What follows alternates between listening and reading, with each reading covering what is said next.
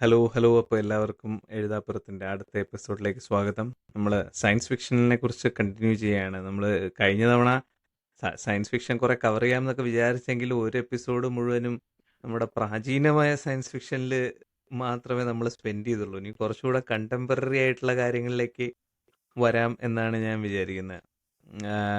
അപ്പം ഇത്തവണ ക്രിക്കും തുടങ്ങുന്നോ? തുടങ്ങാം തുടങ്ങാലോ. ഇപ്പോൾ ഈ കണ്ടംപററി സയൻസ് ഫിക്ഷൻ എന്ന് പറയുമ്പോൾ ശരിക്കും പറഞ്ഞാൽ നമ്മളിപ്പോൾ ഞാൻ സിനിമകളിൽ നിന്ന് തുടങ്ങായിരിക്കും നല്ലത്. കാരണം എന്ന് വെച്ചാൽ പല ഷോർട്ട് സ്റ്റോറികളും സിനിമയാക്കിയിട്ടുണ്ട് ചില റൈറ്റേഴ്സിൻ്റെ. നമ്മളിപ്പോൾ അധികം കേൾക്കാത്തൊരു പേരായിരിക്കും ഫിലിപ്പ് കെ ഡിക്ക് എന്ന് പറയുമ്പോൾ. മീൻസ് ഒരു റൈറ്റർ, ഒരു വായനക്കാരനോട് പോലും ചോദിച്ചു കഴിഞ്ഞാൽ ഫിലിപ്പ് കെ ഡിക്ക് ആരാണെന്ന് അറിയില്ല. പക്ഷെ സിനിമ കണ്ടിട്ടുണ്ടാവും പലരും. Blade runner, Do androids dream of electric sheep? Do androids dream of electric sheep. അതാണ് ബ്ലേഡ് റണ്ണറിന്റെ തീം. ആക്ച്വലി ആ കഥ ഓൺലൈൻ അവൈലബിൾ ആണ്. അത് കഥയുടെ ഒരു തീം എടുത്തിട്ട് സിനിമയാക്കിയിരിക്കുകയാണ്. ഇപ്പോൾ മൈനോറിറ്റി റിപ്പോർട്ട് ഇദ്ദേഹത്തിൻ്റെയാണ്, മറ്റേ സ്പീൽബർഗിൻ്റെ. അതുപോലെ നമ്മുടെ പേയ്ചെക്ക് എന്ന് പറഞ്ഞ പടമുണ്ട്. പേയ്ചെക്ക് ആക്ച്വലി ഇതുപോലെ തന്നെ ഒരു time travel technology re engineer ചെയ്യുന്ന പരിപാടിയാണ് ശരിക്കും. അതിൽ ബെൻ ആഫ്ലെക്ക് ഒക്കെ ഉള്ളൊരു സിനിമ. അങ്ങനെ ഒരുപാട് സിനിമകൾ ഈ ഫിലിപ്പ് കെ ഡിക്കിൻ്റെ ഷോർട്ട് സ്റ്റോറികളിൽ നിന്ന് തന്നെയുണ്ട്. അതിലാകെ ഞാൻ വായിച്ചിട്ടുള്ളത്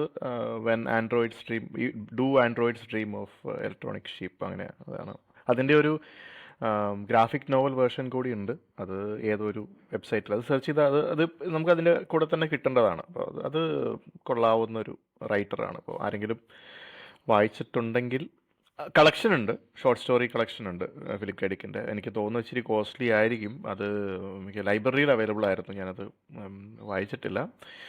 ഞാൻ ഇപ്പോൾ അടുത്തത് അതെടുക്കാനുള്ള ഒരു ശ്രമത്തിലാണ്. പിന്നെ പറയുവാണെങ്കിൽ ഞാൻ ഇപ്പോൾ റീസെൻ്റ്ലി വായിച്ചത്, ഏറ്റവും അവസാനം വായിച്ച സയൻസ് ഫിക്ഷൻ എന്ന് പറയാനുള്ളത് ടെഡ് ചിയാങ്ങിൻ്റെ സ്റ്റോറി ഓഫ് മൈ ലൈഫാണ്. ഒരു കഥ മാത്രമേ വായിച്ചുള്ളൂ. ആ കഥയാണ് അറൈവൽ. ആക്ച്വലി ടെഡ് ചിയാങ്ങിന് ഞാൻ വായിക്കാൻ കാരണം അനൂപ് ഗ്രൂപ്പിലൊരു, അനൂപാണോ സാൻഡി ആണോ എന്നറിയില്ല, ഒരു ഷോർട്ട് സ്റ്റോറി ഓൺലൈൻ പുള്ളിയുടെ ഒരു ബ്ലോഗിനകത്തുനിന്ന് ഒരു ഷോർട്ട് സ്റ്റോറി ഷെയർ ചെയ്തിരുന്നു. അത് നോക്കിയിട്ടാണ് ടെഡ് ചിയാങ്ങിന് മറ്റേ നോക്കിയത്. അത് ബുക്ക് ഓർഡർ ചെയ്തിട്ടാണ് അറിയുന്നത് അത് അറൈവലിന്റെ. അത് മാത്രമേ വായിച്ചിട്ടുള്ളൂ.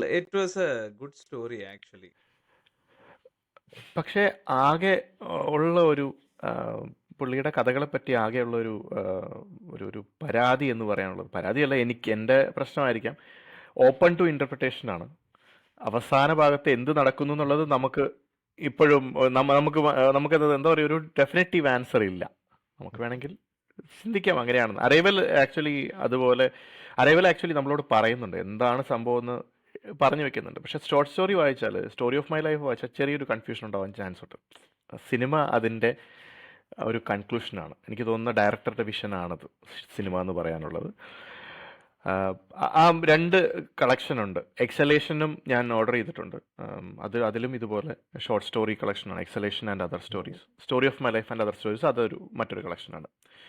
ടെഡ് ചിയാങ്ങിൻ്റെ ബ്ലോഗും കൊള്ളാവുന്നതാണ്, ഫോളോ ചെയ്യാവുന്നതാണ്. ഷോർട്ട് സ്റ്റോറി മാത്രമല്ല, സയൻസ് കോളംസിൽ എഴുതാറുണ്ടെന്ന് തോന്നുന്നു. അപ്പോൾ അതിൻ്റെ ചെറിയ ചെറിയ സ്നിപ്പറ്റുകൾ കാണാം. കുഴപ്പമില്ലാത്തൊരു സംഭവം. ഞാൻ ലിങ്ക് ഷെയർ ചെയ്യാം, നമുക്ക് ഇതിലിടാൻ പറ്റുന്ന മറ്റേ സ്പോട്ടിഫൈയിൽ.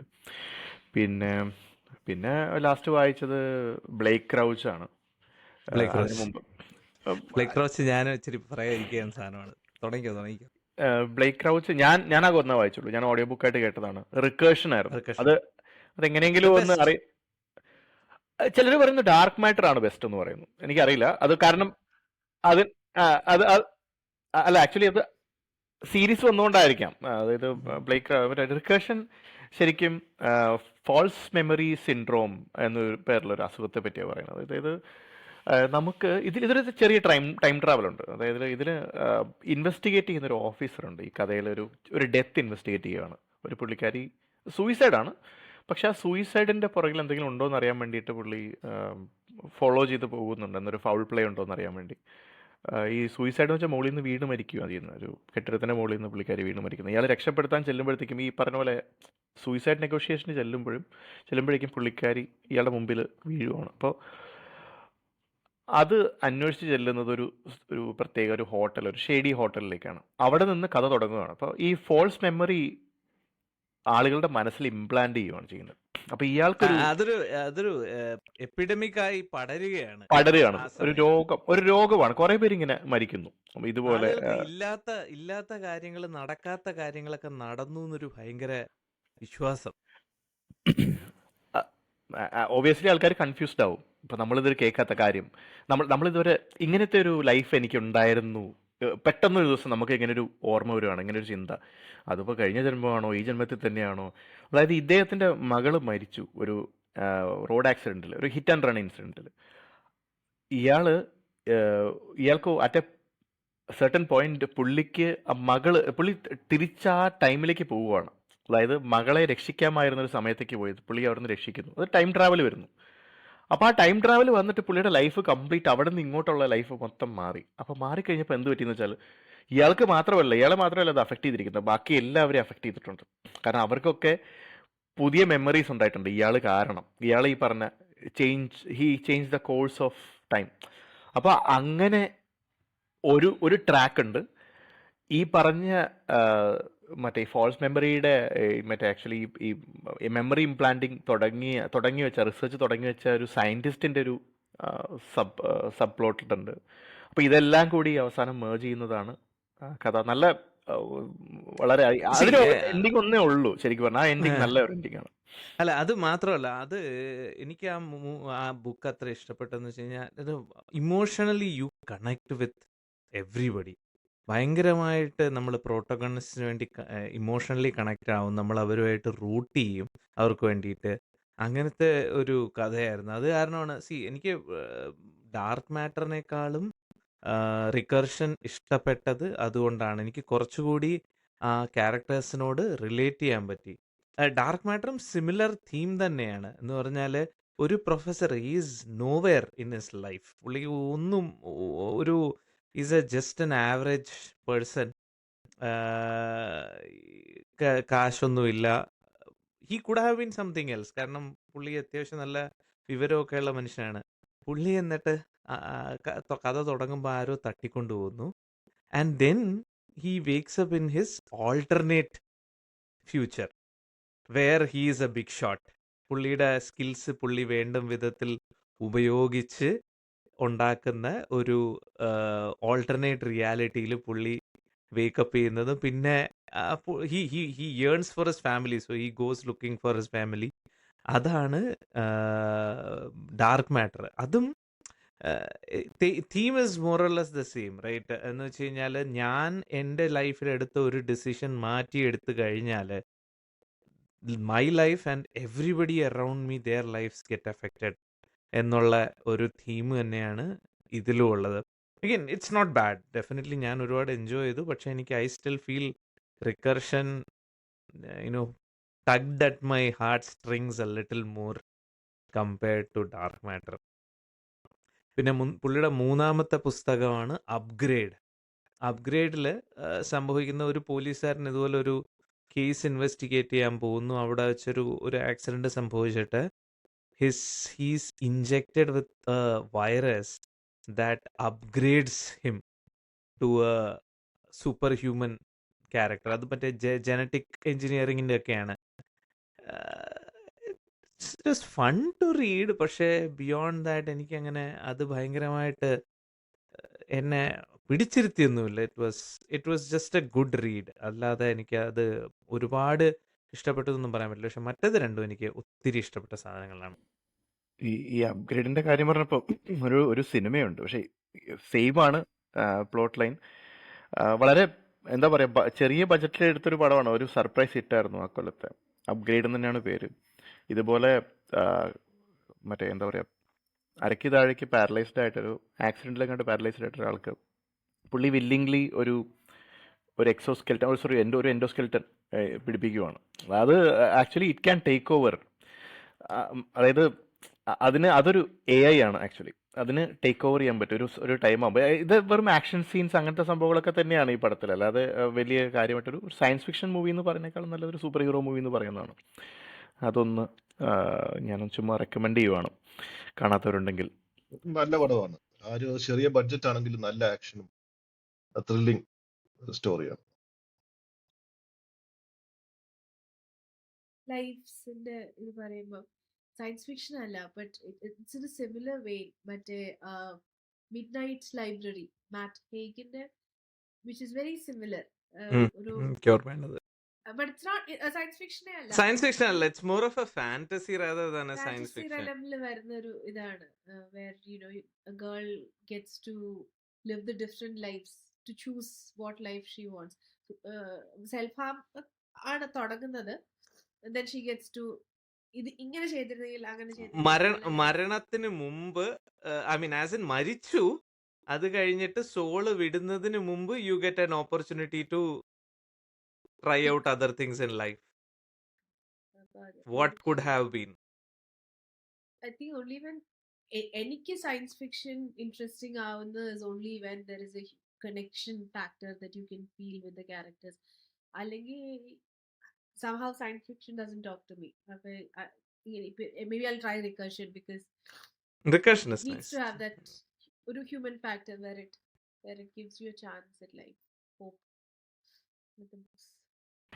ഈ സ്റ്റോറി ഓഫ് മൈ ലൈഫിലും ഈ പറയുന്ന ആസ്പെക്റ്റ് ഉണ്ട്. ആക്ച്വലി അറൈവൽ കാണുമ്പോൾ എല്ലാവർക്കും മനസ്സിലാകുന്ന കാര്യം തന്നെയാണ്. വാട്ട് കുഡ് ഹാവ് ബീൻ എന്ന പേരുള്ളൊരു സംഭവം. അത് നമ്മളെല്ലാവർക്കും, മനുഷ്യർക്ക് എന്തായാലും നമുക്കൊരിക്കലും ഫ്ലോ ചാർട്ട് വഴി ഇങ്ങനെ പോകാൻ പറ്റില്ല. ഞാൻ പറയുകയാണെങ്കിൽ എൻ്റെ പേഴ്സണൽ ഒരു കാര്യം പറയുവാണെങ്കിൽ, ഒരു പീരീഡ് ഉണ്ടായിരുന്നു എനിക്ക് ഒരു ഇച്ചിരി എന്താ പറയുക, ഞാൻ I was unsure about my life. ഇപ്പോഴും ആണെന്ന് ഞാൻ പറയുന്നില്ല.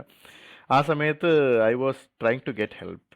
അപ്പോൾ ഇൻഫീൽ നമുക്കൊരു കൗൺസിലർ ഉണ്ടല്ലോ എല്ലാവർക്കും, മറ്റേ എന്താ പറയുക, ഒരു സീക്രട്ട് കൗൺസിലിംഗ് പോലൊരു പരിപാടി ഉണ്ടല്ലോ, ഒരു സൈക്യാട്രിസ്റ്റ്. ബട്ട് മോസ്റ്റ്ലി അവർ കൊളീഗ് വല്ലവരായിരിക്കും. അവർ വഴി ഒരാളെ കണ്ടു. പുള്ളി സംസാരിച്ച ഒരു കാര്യം, പുള്ളി എന്നോട് പറഞ്ഞ കാര്യം, don't look at life as A flow chart, as if in A flow chart. നമ്മളെല്ലാവരും അങ്ങനെ വയേർഡാണ്. ഇങ്ങനെ ആയിരുന്നെങ്കിൽ ഇങ്ങനെ ആയിരിക്കാം എന്നൊരു ചിന്ത വെച്ച് നമ്മളൊരിക്കലും പുറകോട്ട് പോകരുത്. Don't leave in your past എന്ന് പറഞ്ഞിട്ടൊരു കാര്യം പറഞ്ഞായിരുന്നു. അപ്പോൾ അതിപ്പോഴും ഇങ്ങനെ, അത് മാത്രമേ എനിക്ക് ഓർമ്മയുള്ളൂ അന്ന് അങ്ങനെ പറഞ്ഞതിൽ. അപ്പോൾ ഇത് മിക്കവാറും എല്ലാ കഥകളിലും നമ്മൾ ഇങ്ങനെ ഒരു എസ്കേപ്പാണ് നമ്മൾ ആഗ്രഹിക്കുന്നത്. മിക്കവാറും അതിന് വേണ്ടിയിട്ടാണ് ഇതൊക്കെ വായിക്കുന്നതെന്ന് തോന്നുന്നു. അപ്പോൾ ഇങ്ങനെയുള്ള കഥകൾ വരുമ്പോഴാണ് നമ്മൾ അതിനോട് കൂടുതൽ, ഇപ്പം ഞാൻ ഈ പറഞ്ഞ പോലെ റിക്കേഷൻ എനിക്ക് കുറച്ചുകൂടി കണക്ട് ആവാൻ, അല്ലെങ്കിൽ സാൻഡി പറഞ്ഞ പോലെ അത് ഇഷ്ടപ്പെടാനുള്ള കാരണം അത് തന്നെയാണ്. കാരണം ആ സമയത്ത് വായിച്ച സയൻസ് ഫിക്ഷൻ കഥകളിൽ എനിക്ക് കുറെ കൂടി ഇമോഷണൽ കണക്ട് വന്നത് അതിൽ മാത്രമാണ്. കാരണം ആ സമയത്ത് തന്നെയാണ് ആൻഡി വെയർ ഒക്കെ വായിക്കുന്നത്. ആൻഡി വെയറിന്റെ എനിക്ക് തോന്നുന്നത് ഹെയിൽ മേരി, പ്രോജക്ട് ഹെയിൽ മേരിയും മാർഷ്യനും ഒക്കെ നല്ലതാ. മാർഷ്യനും നല്ലതാ. എനിക്ക് പ്രോജക്ട് ഹെയിൽ മേരിയാണ് മാർഷ്യനെക്കാൾ ഒരു കുട്ടിക്ക് കൂടുതൽ ഇഷ്ടം. പ്രോജക്ട് ഹെയിൽ മേരി നമ്മൾ പറഞ്ഞിട്ടുണ്ടല്ലേ, അതായത് അഡാപ്റ്റേഷൻസിന്റെ കാര്യത്തിൽ മാർഷ്യനും പറഞ്ഞിട്ടുണ്ട്. അപ്പോൾ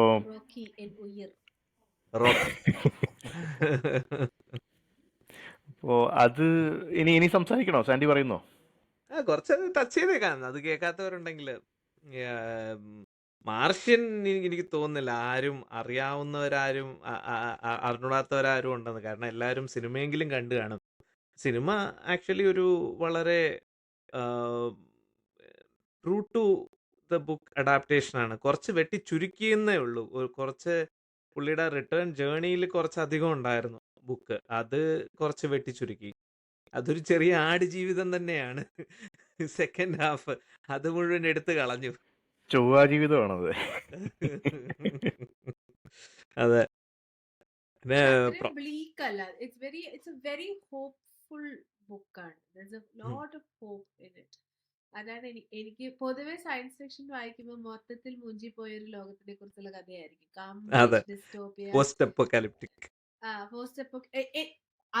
അതോ ഞാൻ എന്റെ മനസ്സിൽ ഞാൻ സയൻസ് ഫിക്ഷൻ എന്ന് പറഞ്ഞ് പ്രതിഷ്ഠിച്ചേക്കുന്ന അങ്ങനത്തെ ഒരു യൂണിവേഴ്സ് ആയതുകൊണ്ട് എനിക്ക് ഒരിക്കലും വായിക്കാൻ താല്പര്യമില്ലാത്ത ഒരു ജോണറാണ് സയൻസ് ഫിക്ഷൻ. പക്ഷേ gems that come my way, എനിക്ക് നിങ്ങൾ ആരെങ്കിലും ഒക്കെ സജസ്റ്റ് ചെയ്യുന്നതാണ് ഞാൻ പോയി എടുത്ത് വായിക്കുന്നത്. റോബിൻസൺ ക്രൂസോ ഇൻ ചൊവ്വയാണ് ശരിക്കും. മറ്റേ മാർഷ്യൻ എന്ന് പറയാം.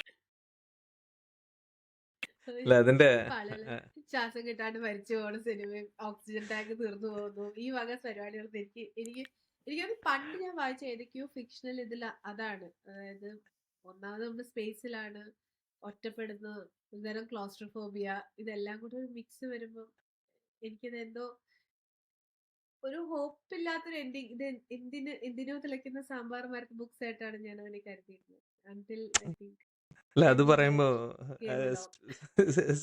Suddenly I'm reminded of space deaths. അതിൽ നമ്മുടെ ഗാർഡിയൻസ് ഓഫ് ദ ഗാലക്സിയിൽ യോണ്ടു ഉഡോണ്ടായിട്ട് ഡെത്ത് ഉണ്ട്. That is probably one of the most touching space deaths. You might be your father but I am your daddy എന്ന് പറയുന്നതല്ലേ. പിന്നെ മറ്റേ project I mean Artemis വരുമ്പോൾ Artemis to me science was perfect right. എന്ന് പറഞ്ഞു കഴിഞ്ഞാൽ ചന്ദ്രനില് ഒരു colony create ചെയ്തിട്ട് ചന്ദ്രനില് ഇതാണല്ലോ അലൂമിനിയം ആണ്, ബോക്സൈറ്റ് ആണ് ചന്ദ്രനിലെ ഒരു high deposit.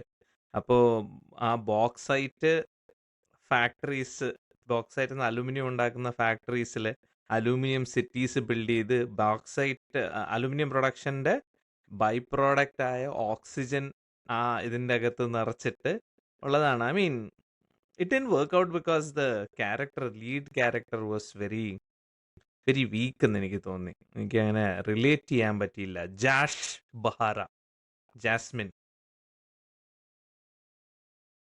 Again, female leads written by female leads has to be written right. ഇപ്പൊ നമ്മുടെ അറൈവലിലുള്ള ഫീമെയിൽ ലീഡ് ഒക്കെ that's well written. Another one ഏലിയനിലെ ഓഫ് കോഴ്സ് സിഗോർണി വീവർ. ക്യാരക്ടറിന്റെ പേരെന്തായിരുന്നു?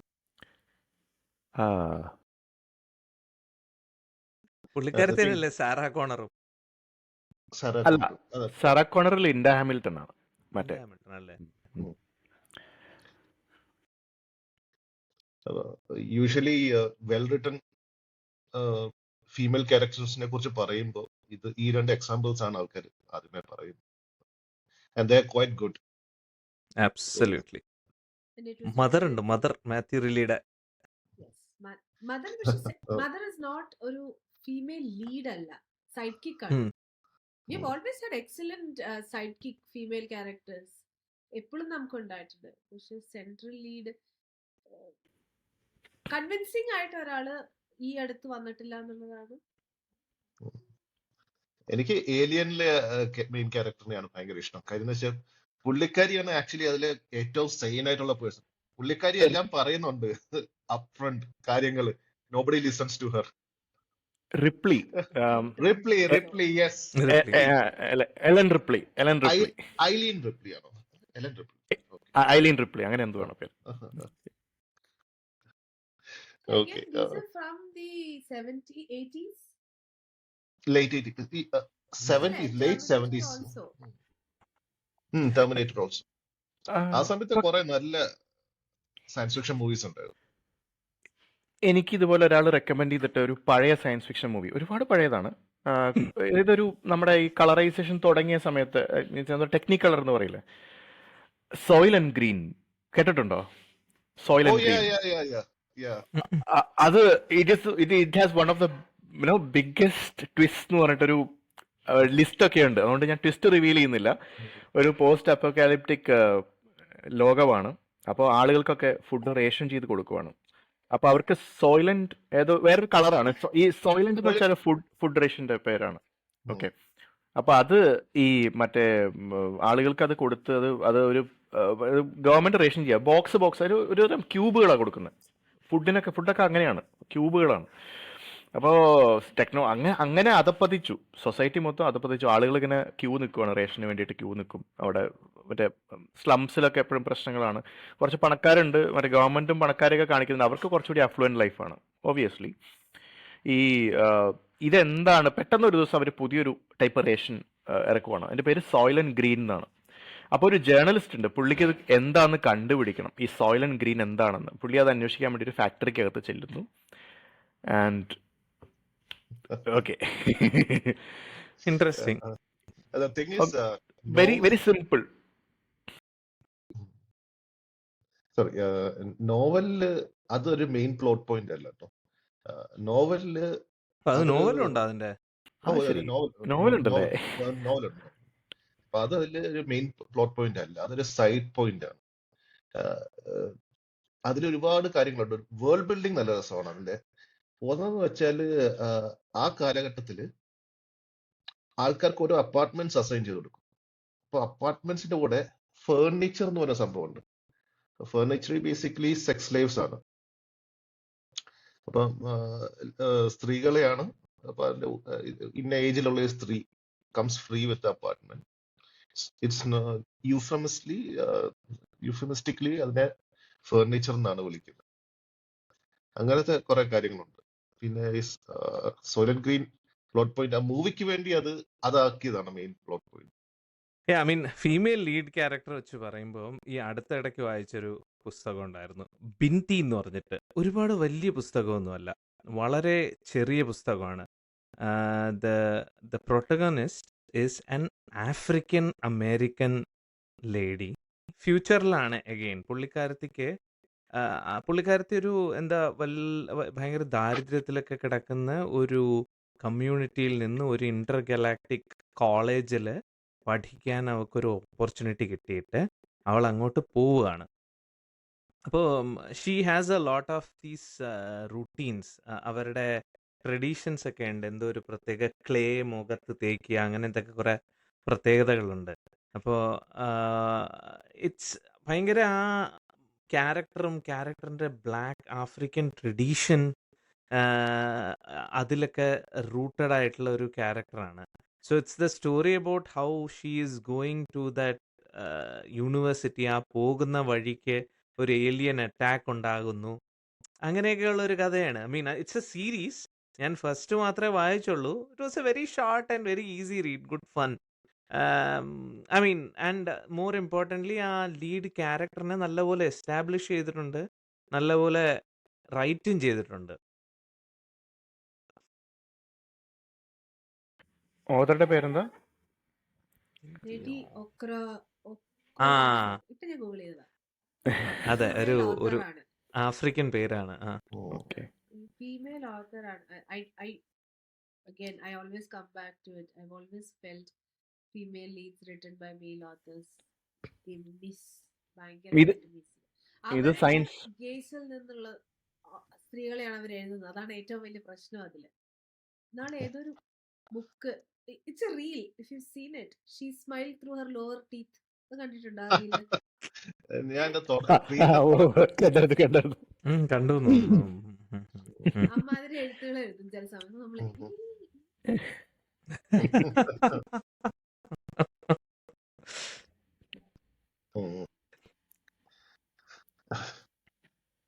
എനിക്ക് സയൻസ് ഫിക്ഷൻ എപ്പോഴും ഞാൻ രണ്ട് തരമായിട്ടാണ് കാണുന്നത്. ഒന്നെന്ന് വെച്ചാൽ ഒരു എന്താ പറയുന്നത്, ഒരു ഫ്യൂച്ചറിസ്റ്റിക് വേൾഡിന്റെ ബാക്ക്ഡ്രോപ്പില് human story, like Star Wars പോലത്തെയോ അങ്ങനത്തെ. പിന്നെ ദെൻ സയൻസ് ഫിക്ഷനിലെ science takes the centre stage. അതാണ് എനിക്ക് അറൈവലിൽ ഏറ്റവും ഇഷ്ടപ്പെട്ടത്. അതുവഴിയാണ് ഞാൻ ടച്ച് ചെയ്യാങ്കിലോട്ട് പോകുന്നത്. അപ്പൊ അറൈവിൽ ഉള്ള ഒരു ഫിലോസഫി ഉണ്ടല്ലോ, ലൈക്ക് ലാംഗ്വേജ് ആണ്. അപ്പൊ പടം കണ്ടവർക്കറിയാം, ഹെപ്റ്റോപോഡ്സ് എന്ന് പറഞ്ഞ ഏലിയൻസിന്റെ അവരുടെ ലാംഗ്വേജ് ഒരു സർക്കുലർ. അപ്പൊ it has no beginning or end. അപ്പൊ ഇത് എവിടുന്ന് വേണമെങ്കിലും വായിക്കാം. And it's absorb all at once. അപ്പൊ നമുക്കിപ്പോ നമ്മൾ ഒരു സെന്റൻസ് പറയുമ്പോൾ ഒരു ബിഗിനിങ് ഉണ്ട്, സബ്ജക്റ്റ് വേർബ് അങ്ങനത്തെ സംഭവം ഉണ്ടല്ലോ, അതൊക്കെയുണ്ട്. പക്ഷെ അവർക്ക് it comes at one single capsule. അപ്പം all those writings are circular. And ഒരു ആക്ച്വൽ ഒരു ലിംഗ്വിസ്റ്റിക് തിയറി ഉണ്ട്, ഇറ്റ്സ് കോൾഡ് സാപ്പർ-വോർഫ്സ് ഹൈപ്പോത്തസിസ്. അപ്പൊ അവര് പറയുന്നതെന്ന് വെച്ചാൽ നമ്മൾ പുതിയ ലാംഗ്വേജസ് പഠിക്കും തോറും ഇറ്റ് റീവയർസ് അവർ ബ്രെയിൻ. എന്ന് വെച്ചാൽ നമ്മളിപ്പോ it actually makes those physical changes to your brain. ഓരോ ലാംഗ്വേജിന് പ്രത്യേകതകൾ ഉണ്ടാവും. നമ്മൾ പുതിയ ലാംഗ്വേജ് പഠിക്കുമ്പോൾ it affects the way we think. കാരണം പുതിയ വൊക്കാബുലറി കിട്ടുകയാണ്. ആ വൊക്കാബുലറി അനുസരിച്ച് നമുക്ക് കാര്യങ്ങൾ കൂടുതൽ എക്സ്പ്രസ് ചെയ്യാൻ പറ്റും. അതേപോലെ നമുക്ക് ചിന്തിക്കാനും ഹെൽപ്പ് ചെയ്യും.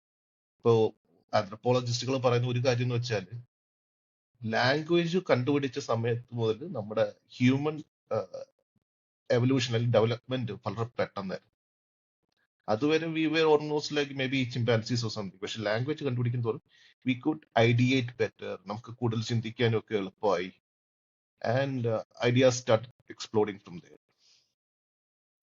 അപ്പം സോറി, അപ്പൊ അതുമായിട്ട് സിമിലർ ആയിട്ടുള്ള ഒരു സംഭവമാണ് ഈ അറൈവലിൽ കാണുന്നത്. ലൈക്ക് അവരുടെ ലാംഗ്വേജ് പഠിക്കും തോറും നമ്മുടെ way we perceive time, right? നമ്മൾ പെർസീവ് ചെയ്യുന്നത് പാസ്റ്റ്, പ്രസന്റ്, ഫ്യൂച്ചർ എന്നുള്ള രീതിയിൽ.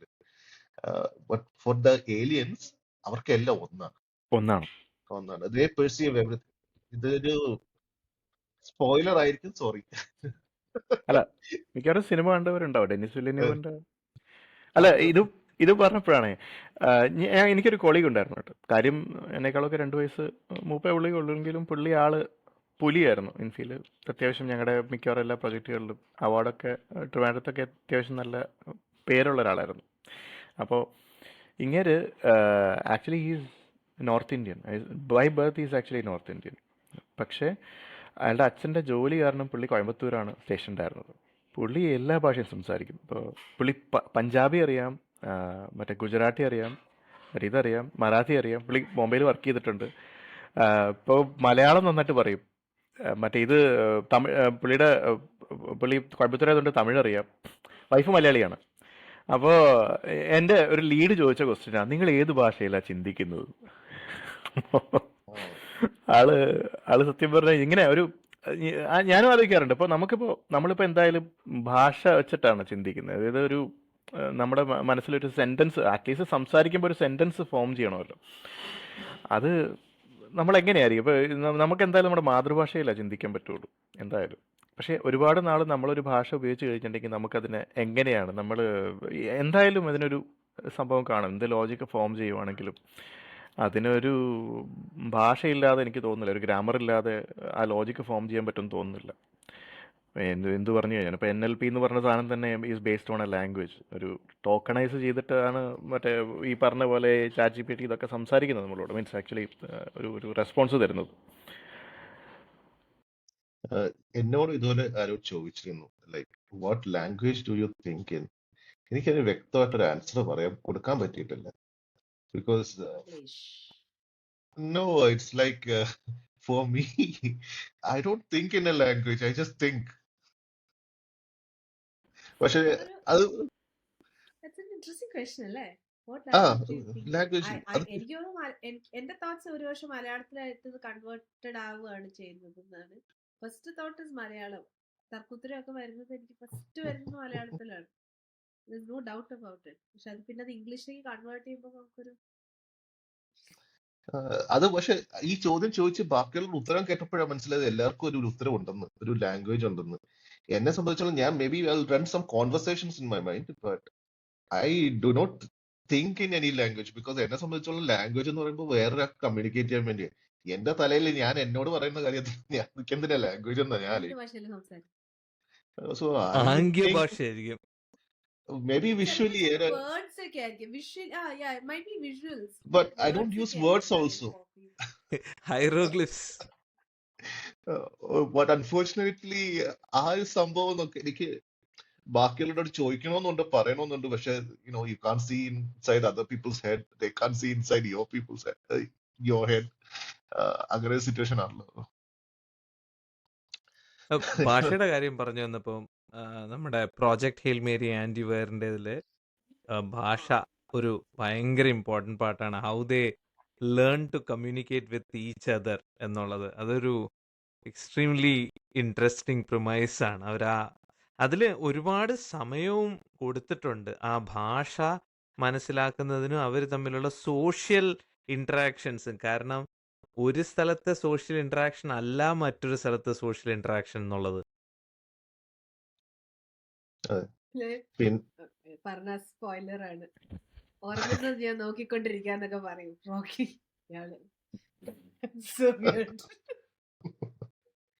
ഈ ഭാഷയുടെ കാര്യം പറഞ്ഞപ്പോൾ I had A German colleague. പുള്ളി സംസാരിക്കുമ്പോൾ ഭയങ്കര ജർമ്മൻ ആക്സെന്റിലാണ് പുള്ളി സംസാരിക്കും. പുള്ളി എനിക്ക് തോന്നുന്നു ഞാൻ പുള്ളിയെ പരിചയപ്പെടുമ്പോൾ പുള്ളി 10 വർഷത്തോളമായി ഓസ്ട്രേലിയയിൽ വന്നിട്ട്. പക്ഷെ he still has got A very strong German accent.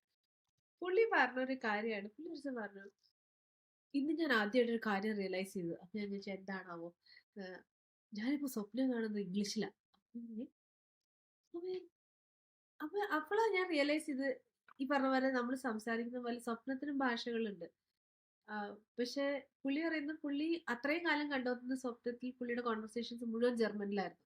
ഈ ഇടയായിട്ട് പുള്ളി കാണുന്ന സ്വപ്നങ്ങൾ മുഴുവൻ ഇംഗ്ലീഷിലേക്ക് മാറി ആ ഒരു ട്രാൻസിഷൻ സംഭവിച്ചിട്ടുണ്ട് എവിടെയോ. അപ്പൊ ഞാനും ആലോചിച്ചു, ഞാൻ കുറെ നേരം ഇരുന്ന് ആലോചിച്ചു. പക്ഷെ ഈ പറഞ്ഞ പോലെ എനിക്ക് സ്വപ്നത്തിൽ എന്ത് ഭാഷ സംസാരിക്കുന്നത് എനിക്ക് അറിഞ്ഞൂടാ സത്യമായിട്ട്. He has grown softer. മറ്റേ നമ്മുടെ ട്രെവർ നോവയുടെ ഒരു സാധനമില്ലേ, ഒരു സ്റ്റാൻഡപ്പ് കോമഡി ഉണ്ട്, റഷ്യൻ ആക്സെന്റ്. ഓരോ ആക്സെന്റ് ഭയങ്കര ടെറിഫൈങ് ആക്സെന്റ് ആണെന്നൊക്കെ പറഞ്ഞു.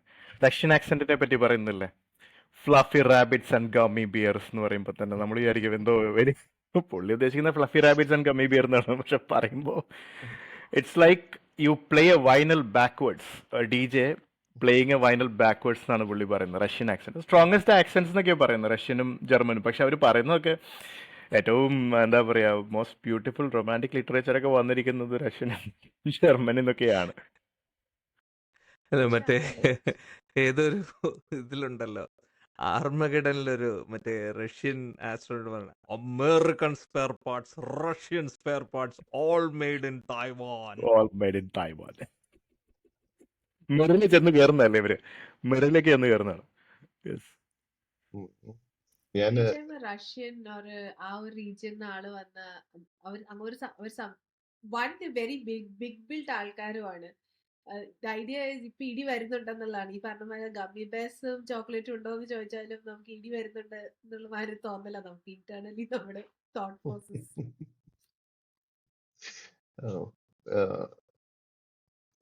ഇപ്പൊ ഞാൻ കുറച്ചാള് ചൈനയിൽ പോയിരുന്നു ഒരു പ്രൊജക്ടിന് വേണ്ടിയിട്ട്. അപ്പൊ അവിടെ ചെന്നിട്ട് നല്ലൊരു റിച്ച് എക്സ്പീരിയൻസ് ആയിരുന്നു. അപ്പൊ അവിടെ വെച്ചാണ് ശരിക്കും ചൈനീസ് ലാംഗ്വേജസ് ഒക്കെ ശ്രദ്ധിക്കുന്നത്. നമ്മൾക്കിപ്പോ ഇപ്പൊ ഒരു 2 വേർഡ്സ് ആണെങ്കിൽ അവർക്ക് 2 ലെറ്റേഴ്സ് വന്നു.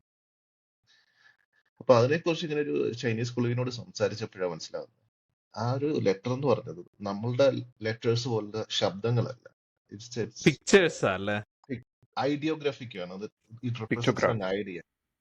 അപ്പൊ ആ സമയത്ത് ഇത് ഭയങ്കര ഇൻഎഫിഷ്യന്റ് വേ ഓഫ് റൈറ്റിംഗ് ആണ് എനിക്ക് തോന്നിയത്. കാരണം അയാൾ പറഞ്ഞെന്ന് വെച്ചാല് കൊച്ചുകുട്ടികൾ ഒരു 5 വയസ്സൊക്കെ ആകുമ്പോഴേക്ക് they learn around 2000 characters or something. Actual Chinese there is almost 5000 to 6000 characters. അതുകൊണ്ട് അവർക്ക് writing system for simplified Chinese ഉണ്ട്, ട്രഡീഷണൽ ചൈനീസും ഉണ്ട്, 2 വ്യത്യസ്ത റൈറ്റിംഗ് സിസ്റ്റംസും ഉണ്ട്. അപ്പൊ ഇത് മൊത്തത്തില് I felt it was very inefficient. And പിന്നെ ഞാൻ ആലോചിച്ച how can this be there, how can this develop organically? Because this list feels and stand the test of time. Yeah, I mean, it takes a lot of effort to communicate this throughout the generation. ആലോചിക്ക് 6000 characters ഒക്കെ മലയാളത്തിൽ എത്ര അക്ഷരം ഉണ്ടോന്ന് ചോദിച്ചാൽ എനിക്കറിയില്ല. But again അതിന്റെ beauty എന്ന് പറഞ്ഞത് പിന്നീട് മനസ്സിലായത്, this writing system is legible for speakers of different languages. കാരണം ഐഡിയ ആണ്, ഉച്ചാരണം വേറെ വേറെ രീതിയിലായിരിക്കും, പക്ഷേ it can be same writing system. Cantonese സംസാരിക്കുന്നതും മാൻഡനീസ് സംസാരിക്കുന്നവർക്കൊക്കെ they can read the same thing. Even ജാപ്പനീസുകാർക്കും കൊറിയക്കാർക്കും ഒക്കെ അത് വായിക്കാൻ കഴിയും. അത് ഇത് ഞാൻ പണ്ടാരോ പറഞ്ഞ എനിക്ക് ഓർമ്മയുണ്ട്, 3 ലൈൻസ് എന്ന് പറഞ്ഞു കഴിഞ്ഞാൽ റിവർ എന്നാണ് അർത്ഥം. അതെ, ഓക്കെ, 3 ലൈൻസ്. പിന്നെ അതിന്റെ അപ്പുറം ഇപ്പുറം ഒരു greater than and less than ഇട്ട് കഴിഞ്ഞ് കഴിഞ്ഞാൽ അത് വാട്ടർ ആവുന്നത്. കാരണം റിവറിനെ നമ്മൾ സ്ക്വീസ് ചെയ്താൽ കിട്ടുന്നത് വാട്ടർ ആണ്. എന്നെ പഠിപ്പിച്ചു തന്ന ഇതുപോലെ ഒരു സംഭവമാണ്. ഇപ്പം റെസ്റ്റോറന്റ് മെനു നോക്കിയിട്ടാണ് പുള്ളി എനിക്ക് പഠിപ്പിച്ചു തരുന്നത് ചൈനീസ് സ്കൂളിൽ. അപ്പം അതില് ഇത് എന്ന് വെച്ചാൽ വാം എന്നാണ് അർത്ഥം. കാരണം ഇതിന്റെ പാത്രമുണ്ട്, അതിനകത്ത് വെള്ളമുണ്ട്, അടിയിൽ തീയുണ്ട്, എല്ലാം വരച്ച് കാണിച്ചു. എന്നിട്ട് പുള്ളി അത് സിംപ്ലിഫൈ ചെയ്ത് നമ്മൾ കുറെ നാൾ ഇങ്ങനെ അത് എഴുതുന്തോറും നമ്മുടെ ലെറ്റർ ഇങ്ങനെ സിംപ്ലിഫൈഡ് ആയി വരുമല്ലോ. അതിൽ ഈ നാട് ഇങ്ങനെ വന്നേന്നൊക്കെ പുള്ളി പറഞ്ഞു. പിന്നെ കുറെ ഹിസ്റ്ററി പറഞ്ഞു. ലൈക്ക് അവരുടെ ഏറ്റവും കോംപ്ലക്സ് ക്യാരക്ടർ എന്ന് പറഞ്ഞത് 64 സ്ട്രോക്സ് ആണുള്ളത്. 4 ഡ്രാഗൺസ് എന്ന് പറഞ്ഞൊരു ക്യാരക്ടർ. ഓ അതൊരു ഒരു ചൈനീസ് എംപററിന് വേണ്ടി പ്രത്യേകം ഉണ്ടാക്കിച്ച ക്യാരക്ടറാണ്. പിന്നെ അതിനെക്കാട്ടി എത്രയോ 100 ചില്ലാനും സ്ട്രോക്സ് ഉള്ള വേറൊരു ക്യാരക്ടർ ഉണ്ടെന്ന് പറഞ്ഞ്, അതായത് ന്യൂഡിൽസിന്റെ പേരാ. കണ്ടുപിടിച്ചു കഴിഞ്ഞാൽ ഞാൻ ഗ്രൂപ്പിലിടാം. സാമ്പാറിന് എന്ത് പറയോ നോക്കാം. അല്ല ഇവർ ഈ സാമ്പാറിന് പുറത്തുനിന്ന് വരുന്ന വാക്കില്ല. അല്ല ഇപ്പൊ പുറത്തുനിന്ന് എന്തെങ്കിലും അസിമുലേറ്റ് ചെയ്യണം. ഇപ്പൊ ഇതുപോലെ എന്തെങ്കിലും അവരുടെ കൾച്ചറിലേക്ക് മാറ്റുവാണെങ്കിൽ അതിന് പുതിയൊരു സ്ക്വികൾ ഉണ്ടാക്കണ്ടേ? അതായത് ഈ പറഞ്ഞ പോലെ പിക്ടോഗ്രാഫ് ഉണ്ടാക്കണ്ടേ? അത് അപ്പൊ ചൈനീസിൽ എനിക്ക് അറിയില്ല, പക്ഷെ ജാപ്പനീസിൽ അവർക്ക് വേറെ കുറെ അക്ഷരങ്ങളുണ്ട് ശബ്ദങ്ങൾ റെക്കോർഡ് ചെയ്യാൻ വേണ്ടിയിട്ട്. അനദർ സെറ്റ് ഓഫ് സംഭവമാണ്. ടെക്നോളജി മാറുമ്പോൾ AI എന്നും മൊബൈലിൽ നിന്നൊക്കെ എഴുതാനായിട്ട് അവർ എന്താ ഉപയോഗിക്കുന്നത് എന്നുള്ളത് ഇൻട്രസ്റ്റിംഗ് അല്ലേ? പക്ഷെ ഇപ്പൊ നമുക്ക് ലെറ്റേഴ്സ് ഉള്ളതുകൊണ്ട് നമുക്ക് അതിന്റെ സൗണ്ട് അങ്ങനെ എഴുതാമല്ലോ. നമുക്ക് AI അതെ. എഴുതണമെങ്കിൽ നമുക്ക് മലയാളത്തിൽ എഴുതാനായിട്ട് കൊള്ളാല്ലേ? ഈ ചൈനീസ് ക്യാരക്ടേഴ്സ് ശരിക്കും ഹൈറോഗ്ലിഫ്സ് മാതിരി തന്നെ സിമിലർ ടു ദാറ്റ് അല്ലേ? ചൈനീസ് ആൾക്കാർ ഇപ്പോഴും അതെ. ഉള്ളത് കൊണ്ട് അത് വായിക്കാൻ നമുക്ക് ആളുണ്ട്. ഈജിപ്ഷ്യൻസ് സർവൈവ് ചെയ്തില്ല, അതുകൊണ്ട് അവരുടെ ഹൈറോഗ്ലിഫ്സ് വായിക്കാൻ നമുക്ക് ഇറ്റ് ടുക്ക് us longer. റോസറ്റ എന്ന സ്റ്റോൺ പോലെ കണ്ടുപിടിക്കുന്നവര്. ആ ഒരു എന്താ പറയാ ഇൻഡെക്സോ അല്ലെങ്കിൽ ഒരു ഡീകോഡ് ചെയ്യാനൊന്നും. So it's very similar to അങ്ങനത്തെ ഒരു ഇത്. ഹൈറോ ലെറ്റേഴ്സ് എന്നല്ല പറയണ്ടേ, ശരിക്കും ഹൈറോഗ്ലിഫ്സ് തന്നെയാണ് ക്യാരക്ടേഴ്സ്. സോറി. എനിക്കൊന്ന് ഐഡിയോഗ്രാംസ് എന്നോ അങ്ങനെ എന്തോ ആണ് പറയുന്നത്. സോറി, ഞാൻ എവിടുന്നോ സംസാരിച്ച് എങ്ങോട്ടോ പോയി. നമ്മള് അറൈവലിൽ നിന്നാണ് ഇവിടെ എത്തിയത്. എത്തിയത്. അതെ. അപ്പൊ ലാംഗ്വേജിനെ കുറിച്ച് പറയുമ്പോ വേറെ നമുക്കിപ്പോ കളേഴ്സിനോടുള്ള റെഫറൻസുകൾ നമ്മളോട് ചോദിക്കുക എത്ര കളേഴ്സ് എന്ന് ചോദിച്ചു കഴിഞ്ഞാല് 7 കളേഴ്സ് എന്ന് പറയും. പക്ഷെ ഒരു ഓസ്ട്രേലിയൻ അബോർജിനോട് ചോദിക്കുകയാണെങ്കിൽ മഴവിലിന് 4 കളേഴ്സ് ഉണ്ടെന്നേ പറയും. കാരണം പുള്ളിക്കാരൻ 4 കളേഴ്സിനുള്ള പേരേ ഉള്ളൂ അവരുടെ ലാംഗ്വേജിൽ. ഓക്കെ. ഒന്ന് ആലോചിക്കുമ്പോ കറക്റ്റ് ആണ്. കാരണം ശരിക്കും പറഞ്ഞാൽ റെയിൻബോയിൽ നമുക്ക് 7 കളേഴ്സ് എന്ന് പറഞ്ഞ് എങ്ങനെ പറയാൻ പറ്റും? നമുക്ക് അറിയാവുന്ന പേരുകളല്ലേ ഉപയോഗിക്കുന്നത്, വിബ്ജിയോർ പേരുകൾ. So there's a gradient. ആ ഗ്രേഡിയന്റിൽ എവിടെ വെച്ച് ഡിവൈഡ് ചെയ്യണമെന്ന് നമ്മളാണ് തീരുമാനിക്കുന്നത്. പക്ഷെ മലയാളത്തില് വയലറ്റിനും ഇൻഡിഗോയ്ക്കും പേരുണ്ടോ? ഇല്ല. അപ്പൊ നമുക്ക് നമ്മുടെ ഭാഷയിൽ ഇപ്പൊ മഴവില്ലിന് ആ ഒരു 7 വർണ്ണങ്ങൾ ഉണ്ടാവില്ലായിരിക്കും. ചിലപ്പോ ഈ 6 5 കാണത്തുള്ളൂ. പണ്ട് നടരാജിന്റെ ഒരു റബ്ബർ ഉണ്ടായിരുന്നു. അത് നീലയാണോ പച്ചയാണോ ഇപ്പോഴും ഡിബേറ്റ് നടന്നുകൊണ്ടിരിക്കുക ക്ലാസ്സിൽ. ചിലരോട് ചോദിച്ചാൽ നീല, ചിലരോട് ചോദിച്ചാൽ പച്ച. ഇതിന്റെ രണ്ടിന്റെ ഇടയിലാണ് എന്തോ ഒരു സംഭവമാണ്. വേറെ അല്ല, ഓരോരോ അത് പേര്. ആണുങ്ങളുടെ അടുത്ത് ചോദിച്ചാലാണ് ഉത്തരം കിട്ടാത്ത. പെണ്ണുങ്ങളുടെ അടുത്ത് ചോദിച്ചാൽ കറക്റ്റ് ഉത്തരം കിട്ടും. അത് ശരിയാ. ഒരു അത് 100 കളർ ഉണ്ടാവും. രസം എന്ന് വെച്ചാല് പഴയ ലിറ്ററേച്ചറിലൊക്കെ, ഗ്രീക്ക് ലിറ്ററേച്ചറിലൊക്കെ അവർ ബ്ലൂ ഗ്രീൻ എന്നുള്ളത് വേർതിരിവൊന്നുമില്ല. നമ്മൾ പച്ചക്കടൽ എന്ന് പറയത്തില്ലേ, നീലയാണ് നീലാകാശം, കൺട്രോൾ. പച്ചക്കടൽ, ചുവന്ന ഭൂമി. അപ്പൊ പച്ചയും നീലയും തമ്മിൽ വേർതിരിവൊന്നും അവർ കാണുന്നില്ല, ഒറ്റ നിറമായിട്ട് കണക്കാക്കുന്നു ഗ്രീക്ക് സോഴ്സസിലൊക്കെ. അല്ലെങ്കിൽ ഈ കാലത്ത് കാറ് വാങ്ങാൻ ചെന്നാൽ മതി. ഇല്ലാത്ത ചുമ്മാ ഗ്രേ ആയിരിക്കും. പിന്നെ പിടിച്ച് ഗ്രാവിറ്റി ഗ്രേ, മറ്റേ ഇലക്ട്രിക് റെഡ് എന്നൊക്കെ പറഞ്ഞ് കുറെ പേരൊക്കെ ഇടും. ഞാനൊരിക്കലും ഒരു ലിപ്സ്റ്റിക്ക് വാങ്ങാൻ പോയതാ. കളറ് പറഞ്ഞതാ ഫൂഷ്യ. റെഡ് ആയിരിക്കും പറഞ്ഞത്. ഫൂഷ്യ ഉഷ്യ. പിങ്ക് അത് പിങ്ക് അല്ല. പിങ്കിന്റെ ഏതോ ഒരു അല്ല, പെർട്ടിക്കുലർ പിങ്ക്. ഈ HTML പഠിച്ച സമയത്ത്, HTML പഠിക്കുന്ന സമയത്ത് കുറെ ഇതുപോലെ സാധനങ്ങൾ ഞാൻ ആദ്യം ടീല് പേര് കൊടുക്കായിരുന്നു. ടീല് ടീൽ എന്നൊക്കെ പറഞ്ഞ കുറെ സാധനം. സിയാൻ.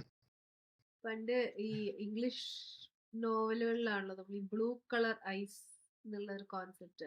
അത് പലതരം ബ്ലൂ ഉണ്ട്. ആകാശത്തിന്റെ ബ്ലൂ, അതുമാതിരി ഏതൊരു ഫ്ലവർ ഉണ്ട്, അവർ എപ്പോഴും പറയുന്നതാ അങ്ങനത്തെ ഒരു ബ്ലൂ, ഭയങ്കര ലൈറ്റ് ഒരു ബ്ലൂ ആണത്. ഇനി മറന്നുപോയി. ഇങ്ങനെ പല ക്യാരക്ടേഴ്സിന്റെ കണ്ണുകളുടെ കളർ പറയും. Okay. തിരിച്ച് അപ്പൊ തിരിച്ചിപ്പോ തിരിച്ച് ടച്ച് ചെയ്യാൻ ഞാൻ പറയായിരുന്നു. അപ്പൊ സയൻസ് ആണ് സെന്റർ സ്റ്റേജ് എടുക്കുന്നത്. അപ്പൊ ആ ഒരു കഥയില് ഇറ്റ്സ് മോർ അബൌട്ട് ഡിറ്റർമിനിസം. നമുക്ക് ഫ്യൂച്ചർ അറിയാമെങ്കിൽ ക്യാൻ വി ചേഞ്ച് എന്നുള്ളത്. ഇപ്പം സ്പോയിലേഴ്സ് പറയുന്നില്ല. അപ്പൊ നമ്മൾ ഇത് ചിന്തിപ്പിക്കുന്ന കാര്യങ്ങളൊക്കെ. ഇപ്പം എക്സലേഷൻ എന്നുള്ള കഥ കൃഷ്ണകുമാർ മേടിക്കാൻ പോവല്ലേ. ഞാൻ സ്പോയിലേഴ്സ് ഒന്നും പറയത്തില്ല, പക്ഷെ എന്നാലും അതിലൊരു ഇൻട്രസ്റ്റിംഗ് നോഷൻ ഉണ്ട്. ലൈക്ക് അതിലെ main character he's not a human life form. അപ്പം what he notices is that പതുക്കെ all the clocks around him are going faster. ഒറ്റ ക്ലോക്ക് അല്ല, എല്ലാ ക്ലോക്സും it's going fast than usual. അപ്പം ആദ്യം ഇതൊരു സിംഗിൾ ക്ലോക്ക് ആണെങ്കിൽ okay it could be a malfunction, but he notice that it happens to all the clocks. പുള്ളിക്ക് തോന്നുന്നതല്ല, it is going fast. And eventually he realises that അത് faster ആകുന്നതല്ല, the mechanics in his brain is going slower. അതാണ് സംഭവം. Your brain is slowing down, so you're perceiving time much faster. അപ്പൊ അതിന് കാരണം actually അതിന്റെ എയറിലുള്ള അറ്റ്മോസ്ഫിയറിക് പ്രഷറിന്റെ ചേഞ്ച് കൊണ്ടാണ്. Air is becoming heavier, so that's affect the flow of some mechanical stuff in his brain, something neurons. But again, it gives that perspective like time is relative എന്നുള്ളതിന് നല്ലൊരു explanation ആണ്, description ആണ് story. പിന്നെ Ted ചാങ്ങിന്റെ സ്റ്റോറീസിലൊക്കെ ഉള്ളൊരു biblical themes നല്ലോണം വരുന്നുണ്ട്. Angeles, Babel അല്ലെ, tower of Babel. Tower of Babel അടിപൊളിയാണ്. അത് സെറ്റ് ചെയ്തിരിക്കുന്ന വേൾഡ് എന്ന് വെച്ചാൽ തന്നെ ലാംഗ്വേജസ് ബിബ്ലിക്കൽ വേൾഡ് ആണ്, നമ്മുടെ യൂണിവേഴ്സ് അല്ല. And it's so vivid, it's so well detailed. അപ്പൊ ടവർ ഓഫ് ബേബൽ എനിക്ക് തോന്നുന്നു എത്രയോ ജനറേഷൻസ് ആയിട്ട് പണിഞ്ഞുകൊണ്ടിരിക്കുന്ന ഒരു ടവറാണ്. അതില് ഒരു സ്പെഷ്യലിസ്റ്റിനെ കൊണ്ടുവരുന്നതാണ്. പുള്ളി ഈജിപ്തിലോ എവിടെ നിന്നോ ആണ് പുള്ളി കൊണ്ടുവരുന്നതാണ്. അപ്പൊ ഇച്ചിരി ബാക്ക്ഗ്രൗണ്ട് തരാം. ടവർ ഓഫ് ബേബൽ എന്ന് പറയുന്നത് ബിബ്ലിക്കൽ ഒരു രാജാവ് പണിയുന്ന ടവറാണ്. ദൈവത്തിന് അടുത്ത് എത്താൻ വേണ്ടി ബിൽഡ് ചെയ്യുന്ന ടവറാണ്. അപ്പൊ ആ ടവർ ബിൽഡ് ചെയ്ത് അത് മനുഷ്യന്റെ അഹങ്കാരമായിട്ടാണ് കണക്കാക്കുന്നത്. അത് അങ്ങ് ഉയരത്തിൽ ചെല്ലുമ്പോൾ അത് പൊളിഞ്ഞു വീഴുകയും ആ സമയത്ത് ഇത് രണ്ടാമത് ഈ ടവർ പണിയാതിരിക്കാൻ വേണ്ടി ദൈവം ഒരു പണി കൊടുക്കും മനുഷ്യന്മാർക്ക്. അവർക്കെല്ലാം പല പല ഭാഷകൾ കൊടുക്കും. അപ്പൊ ഈ മനുഷ്യർക്കെല്ലാം അങ്ങോട്ടും ഇങ്ങോട്ടും സംസാരിക്കാൻ പറ്റാതാവും ഈ പല പല ഭാഷയായതുകൊണ്ട്. അങ്ങനെ അവര് ലോകത്തിന്റെ പല ഭാഗത്തേക്ക് തമ്മിൽ അടിച്ച് പിരിഞ്ഞ് സ്പ്രെഡ് ആവും. സോ ദേ കാണ്ട് unite and build another tower. That's the biblical story. അപ്പൊ ഇതിനകത്ത് ഇങ്ങനെ ഒരു സ്പെഷ്യലിസ്റ്റ് ആയിട്ട് വരുന്നത്. അപ്പൊ ഇയാൾ ഈ ടവറിന്റെ മേലിലോട്ട് കൊണ്ടുപോവാണ്. അപ്പൊ കൊണ്ടുപോകുമ്പോൾ കുറെ കഴിയുമ്പം ഈ ടവറിനകത്ത് തന്നെ സൈഡിൽ താമസിക്കുന്ന, ടവർ എന്ന് പറയുമ്പോൾ ഇറ്റ്സ് എനോർമസ് ടവർ. അപ്പൊ ആ ടവറിൽ തന്നെ പല പല അപ്പാർട്ട്മെന്റ്സ് ഉണ്ട്. അപ്പാർട്ട്മെന്റ്സിലൊന്നും ഈ ഭൂമി കാണാത്ത ആൾക്കാരുണ്ട്. ആ ടവറിൽ തന്നെ ജനിച്ച് വളർന്ന് മരിച്ചവരൊക്കെ ഉണ്ട്. അവിടെ തന്നെ കൃഷി ചെയ്യുന്നവരുണ്ട്. ഇത് ഇങ്ങനെ അവർ ഈ കൺസ്ട്രക്ഷൻ ചെയ്യുകയാണ്. തൊട്ട് മുകളിലത്തെ നിലയ്ക്ക് വേണ്ടിയായിരിക്കും കൺസ്ട്രക്ട് ചെയ്യുന്നത്, വർക്ക് ചെയ്യുന്നത്. അപ്പൊ ഇതിങ്ങനെ മേലോട്ട് പോവാണ്. പുള്ളി ഇങ്ങനെ കാലങ്ങളോളം, മാസങ്ങളും എനിക്കൊന്ന് വർഷങ്ങളോളം ഒക്കെ എടുക്കുന്നു മുകളിൽ ചെല്ലും. ഒരു ഭാഗത്തെത്തുമ്പോ he can see the sun and moon going around the tower. അപ്പോഴാണ് നമുക്കും ക്ലിക്ക് ചെയ്യുന്നത്, ഇത് നമ്മുടെ വേൾഡ് അല്ല, ഇവിടെ വേറെ ഫിസിക്സ് ആണ്, വേറെ വേൾഡ് ആണെന്ന് മനസ്സിലാവുന്നത്. അപ്പൊ അതും കഴിഞ്ഞു പോകും. കഴിഞ്ഞ ഏറ്റവും മുകളിൽ ചെല്ലുമ്പോൾ അവര് ഹെവന്റെ ഫെർമമെന്റിൽ എത്തുമെന്നാണ്. ഫെർമമെന്റ് എന്നുള്ള വാക്കാണ് ബൈബിളിൽ നമ്മൾ കാണുന്നത്, അതേ വേർഡാണ് ഉപയോഗിക്കുന്നത്. അപ്പൊ അത് എന്ത് മെറ്റീരിയൽ ആണെന്ന് അത് കൊടുത്തിട്ടുണ്ടോ ഇപ്പൊ ഞാൻ ഓർക്കുന്നില്ല. അപ്പൊ അവർക്ക് പേടി, ഇത് കുത്തിപ്പൊളിക്കുമ്പോൾ പ്രളയത്തിന്റെ ജലം വരുമോ എന്നുള്ളൊരു പേടിയുണ്ട്. സോ അതുകൊണ്ടാണ് ഈ ഈജിപ്ഷ്യൻ സ്പെഷ്യലിസ്റ്റിനെ കൊണ്ടുവരുന്ന ഒരു ആർക്കിടെക്ട് ആണ് പുള്ളിയെ കൊണ്ടുവന്നിട്ട് അത് തുറന്നു കയറാനുള്ള ശ്രമിക്കുന്നത്. ഇനി എന്റെ കഥയുടെ അവസാനം ഞാൻ പറയുന്നില്ല, കുറെ പറഞ്ഞു. But it is a very beautiful story. പിന്നെ അണ്ടർസ്റ്റാൻഡ് എന്ന് പറഞ്ഞ പുള്ളിയുടെ സ്റ്റോറി ഉണ്ട്. സോ ബേസിക്കലി അത് നമ്മുടെ ലിമിറ്റ്ലെസ് പടമില്ലേ, കണ്ടിട്ടുണ്ടോ? ആ ബ്രാഡ്ലി മറ്റേ കൂപ്പർ. Bradley Cooper. ബ്രാഡ്ലി ആ കൂപ്പർ മറ്റേ പില്ലിന്റെ പടം അല്ലേ? ഫീലിന്റെ അപ്പൊ ഉം. അതേപോലെ ഒരു ഫിലിമാണ്, അതേപോലെ ഒരു സ്റ്റോറിയാണ് ഇതിന്റെ. അപ്പൊ ഇതിനകത്ത് പുള്ളിക്ക് എന്തോ ഒരു ബ്രെയിൻ ഡിസോർഡറോ സം മെഡിക്കൽ എമർജൻസി കാരണം ഒരു എക്സ്പെരിമെന്റൽ ഡ്രഗോ എന്തോ കൊടുക്കുന്നതാണ്.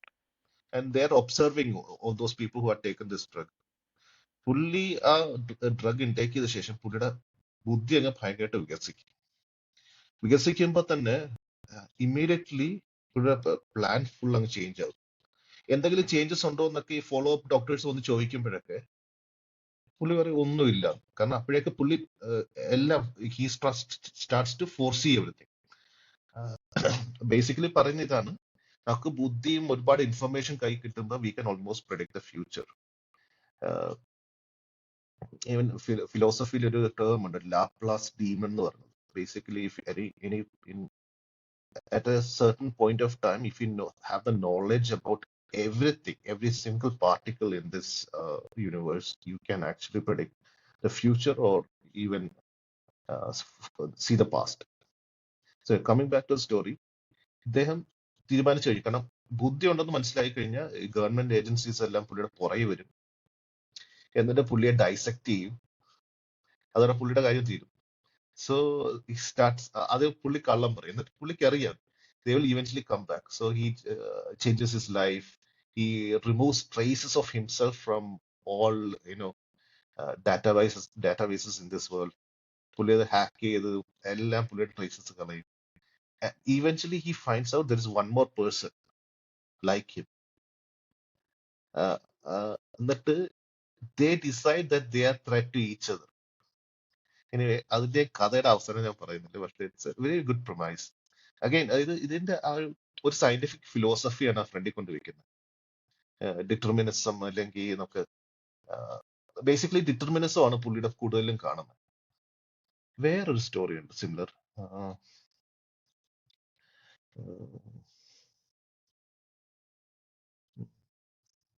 കിട്ടുന്നില്ല, ഇത് സിമിലർ ആയിട്ടുണ്ട്. പിന്നെ നേരത്തെ പറഞ്ഞ ബിബ്ലിക്കൽ തീംസ് കുറെ വരുന്നുണ്ടെന്ന്. ഓംഫാലോസ് എന്ന് പറഞ്ഞൊരു സ്റ്റോറിയാണ്. ഓംഫാലോസ് എന്ന് പറയുന്നത് ബേസിക്കലി പൊക്കിളാണ്. ഇപ്പൊ ഇത് കുറെ സയന്റിസ്റ്റുകൾ കണ്ടുപിടിക്കുന്നതാണ്. ചില പഴയ ട്രീസ് ഒക്കെ ഇത് ഈ പാലിയോളജിസ്റ്റുകൾ കുഴിച്ചെടുക്കുമ്പോൾ ചില മരങ്ങൾക്കൊക്കെ ഒന്നും ട്രീ റിങ്സ് ഇല്ല.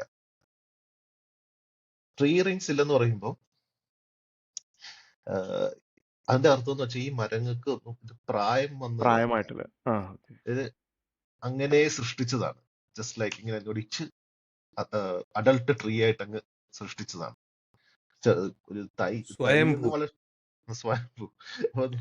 തൈയിൽ നിന്നാ വളരുന്നെങ്കിൽ ട്രീ റിങ്സ് ഉണ്ടാവും. പക്ഷെ ഇത് അങ്ങനെയല്ല. അതേസമയമാണ് ചിലിയിലോ എവിടെയോ ഒരു ഡെസേർട്ടിൽ പഴയ ഹ്യൂമൻസിന്റെ മമ്മിഫൈഡ് റിമൈൻസ് കണ്ടുപിടിക്കുന്നത്. അതിലൊന്നും പൊക്കിളില്ല ഈ മനുഷ്യർക്ക്. അത് ദൈവം പോകുന്ന സൃഷ്ടിച്ചാണ്. അപ്പൊ ഇതിന് വലിയ സംഭവമായിട്ട് ഒരു സയന്റിസ്റ്റ് കണ്ടുപിടിച്ച് ആൾക്കാരുടെ മുന്നിലേക്ക് കൊണ്ടുവരാൻ നിൽക്കുമ്പോഴാണ് വേറൊരു സയന്റിസ്റ്റിന്റെ മോളോ എന്തോ വരുന്നത്. അപ്പൊ അവർക്ക് ഇതിനെക്കാട്ടി വലിയ ഡിസ്കവറി ഉണ്ട്. അപ്പൊ ആ വരുന്ന പെൺകുട്ടിയുടെ അച്ഛൻ ഒരു അസ്ട്രോണമറാണ്. പുള്ളി വേറൊരു പ്ലാനറ്റ് കണ്ടുപിടിച്ചു. അപ്പൊ എന്തൊക്കെയോ കാൽക്കുലേഷൻസ് വെച്ച് നോക്കിയപ്പോ the normal rules of orbital physics, it's not working there. It's like there is a single planet, everything around the galaxy is moving around that planet. അതായത് that is the center of universe. അപ്പോൾ ഒരു main കണ്ടുപിടുത്തം ചെയ്താണ്. അപ്പോൾ നമുക്ക് മനസ്സിലാകുന്നു നമ്മൾ താമസിക്കുന്ന എർത്ത് ഇല്ലേ, അതൊരു എന്താ പറയുന്നത് ഡ്രാഫ്റ്റ് കോപ്പിയാണ്. അതാണ് ഒറിജിനൽ. നമ്മളെ ജസ്റ്റ് നമ്മൾ വേർഷൻ 0.1 നമ്മളെ വർക്ക് ചെയ്ത് നോക്കിയിട്ട് ഇത് പോരാന്ന് തോന്നി കളഞ്ഞിട്ട് ദൈവം വേറെ ഇതിന് പോയതാണ്. സോറി, ഞാൻ നേരത്തെ ഡിറ്റർമിനിസത്തിന്റെ കാര്യം പറഞ്ഞില്ലേ, പുള്ളിയുടെ സാൻഡ് ബോക്സ് ആയിരുന്നു ശരിക്കും, സ്ക്രാച്ച് പാഡ്. ഇത് കുഴപ്പമില്ല എടുത്ത. ദൈവം ഉണ്ടാക്കി ഉപേക്ഷിച്ചിട്ട് പോയതാ. It's A very nice take അത് ബിക്കോസ് കൊള്ളാം. നമ്മൾ ഷേപ്പ് എടുത്തത്.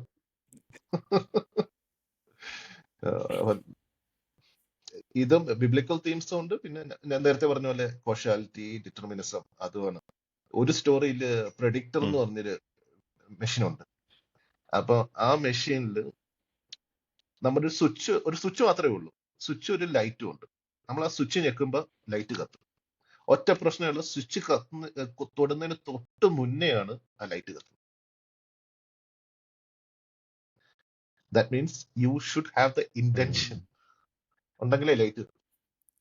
അത് ആ സാധനം ഇറങ്ങുമ്പോഴേക്ക് എല്ലാവരുടെ കിളി പോകും. കാര്യം എന്ന് വെച്ചാല് basically there is no free will. കാരണം നമ്മൾ ഇനി പറ്റിക്കണമെന്ന് വിചാരിച്ച് തൊടാതിരിക്കുകയാണെങ്കിൽ ലൈറ്റ് കത്തില്ല. തൊടാതിരിക്കുകയാണെങ്കിൽ തൊടില്ല പറ്റിക്കുമെന്നുള്ള രീതിയിൽ വിരൽ കൊണ്ടുവരുമ്പോഴേക്ക് കത്തില്ല. പക്ഷെ തൊട്ടാലേ കത്തത്തുള്ളൂ. തൊടുമെന്നുള്ള ഉദ്ദേശം ഉണ്ടെങ്കിലേ കത്തത്തുള്ളൂ. ബേസിക്കലി ആൾക്കാരുടെ കിളി മൊത്തം പോകും. എനിവേ ടച്ച് ചെയ്യാൻ കുറെ എടുത്തു. കൊള്ളാം, ഇഷ്ടപ്പെട്ടു. നല്ലതോ. ഇതൊക്കെ എക്സലേഷനിനകത്തുള്ള കഥകളാണോ? എനിക്കൊന്ന് ഈ ഒംഫാലോസ് എക്സലേഷനുള്ളതാണെന്ന് തോന്നുന്നു. ഓക്കെ, സ്റ്റോറി അണ്ടർസ്റ്റാൻഡ് ഇതില്ല, സ്റ്റോറി ഓഫ് മൈ ലൈഫ് അണ്ടർസ്റ്റാൻഡും ടവർ ഓഫ് ബാബിലോൺ അതൊക്കെ. ആക്ച്വലി ഈ മറ്റേ ലാംഗ്വേജിന്റെ കാര്യം പറഞ്ഞപ്പോഴാണ് പണ്ടൊരു കഥ വായിച്ചിട്ടുണ്ട്. അത് ഇതുപോലെ ഏതോ കോളേജ് ടെക്സ്റ്റ് ബുക്കിൽ നിന്നെങ്ങാണ്ട് വായിച്ചതാണ്. ഇപ്പൊ BA ലിറ്ററേച്ചറിന്റെയോ എന്തിന്റെയോ ആണ്. ഐസാക് അസിമോവിന്റെ കഥയാണ്. സം ഡേ എന്ന് പറഞ്ഞിട്ടൊരു കഥയുണ്ട്.